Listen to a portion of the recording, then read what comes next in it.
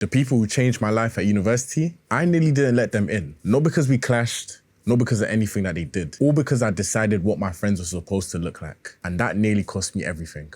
Yes, guys, welcome back to my YouTube channel. I'm back with another episode. I hope you guys have been enjoying the series. There's not that many episodes left. My time at uni has come to an end, and so must the stories. You know what I'm saying? But I do hope you guys have been enjoying this. I hope you're taking something away from it. And if you haven't, don't worry, there's more to come. There's stuff here for everyone.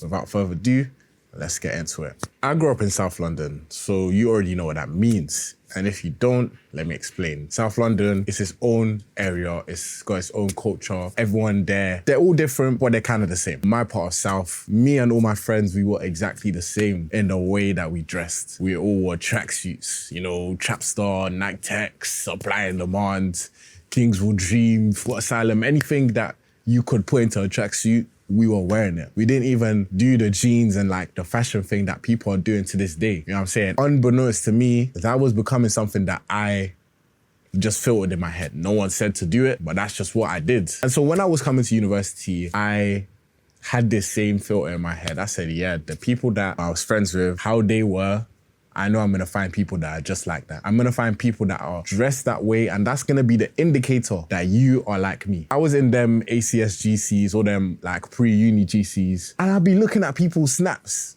Instagrams, trying to like scope the scenery. Like, is he wearing a tracksuit? Is he wearing, like, what's his fashion sense? Because to me, fashion sense was indicative of the type of person you are. And I don't think that is false to this day. I don't think that's false to this day, but it shouldn't be your only meter of judging someone. You should just have a conversation. But at the time, 18, you know, I was looking for that to be like, yeah, that's the person that I'm gonna say is my friend. On my first weekend at university, I got there now and I've linked up with one guy, lived in the same accom, and I've already scouted his Instagram beforehand. He was wearing like brown and like earth colors. I didn't have anything except black, white, and gray in my wardrobe beforehand. So when I'm seeing earthy tones and things like that, I'm like, what's this? In uni, you don't really have a choice of who the first people you speak to are. You just gotta go with it. And so we ended up at this party and we turned up. I'm gonna keep it short because I don't wanna go too much detail about it, but we had a blast. Me and this person that I'd already mentally judged that he's not really gonna be like me. He doesn't wear tracksuits and all of that stuff. We turned up. We had the time of our lives. Meanwhile, the other people that I'd seen, you know, in the uni that they kind of dressed like me, they were over there in the corner doing up mystery. They were doing up too cool for school. Meanwhile, we were having the time of our lives, you know. And at the end of that function, I said, yeah, this person, we're gonna be brethren. We're gonna be friends for life. Like, that was the person that I knew that I was gonna be on this university journey with. On the other side of that, back in South London pre-university, I had a big friendship group. There was like 10 to 15 of us. And again, I decided, yeah, when I come to uni, I'm just gonna have that big friendship group and then I don't need to look elsewhere. And when I got to uni, I was trying to rebuild that friendship group from scratch. In my first year, I'd see loads of different groups going out, having the time of their lives. I wasn't really getting, you know, invited out to places. Not because people had a problem with me, because I was relatively cool with everyone. Like, I was one of those people that we could go out, we could talk, if you spoke to me or I spoke to you, like, it wasn't gonna be weird or anything, but I still wasn't getting invited to places. I partially think it's because, you know, I had a very big personality in uni, so that may have been off-putting to people. I don't actually know the reason, but long story short, people were going places in their early friendship groups and I was just kind of there, you know, I spent a lot of my first year alone in my room or, you know, hanging out with one person at a time, but I never went out in like a big group and done big things. And at some point I started thinking like, raw, like, I'm actually just on my ones right now. That big group that I'm looking for, I don't think it's coming. Yeah, one night I just said to myself, that big group that you're looking for, those people that you're looking for, it's not happening, mate.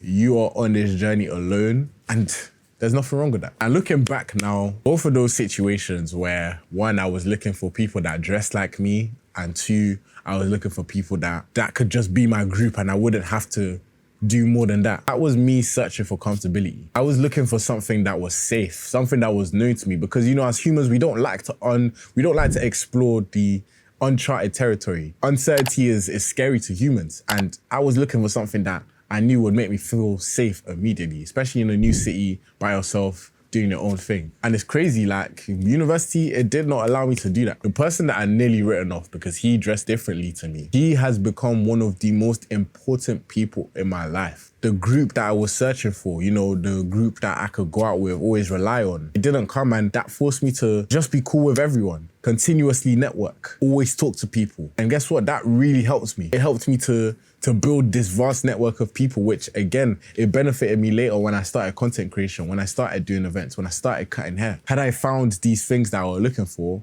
I might not be here where I am today. So not being in those situations really forced my eyes to open to a new world. It forced me to jump into the deep end and just say, well, it's not coming, what are you gonna do about it? And it really made me. Those were some of the best decisions in my life. You know, at a time when I couldn't find those people that looked like me and that big group to come for me when I needed to. Those things were really upsetting to me. I was thinking, damn, have I fallen off? Am I not gonna be the guy that I was back in South London? That's not what uni is meant for. You're not supposed to go to university and come out the same person. The comfort that you're chasing can be the biggest killer of your progress. So the message is, when you go to university, you might have this image, this picture of what your friends are gonna look like, how your life is going to go.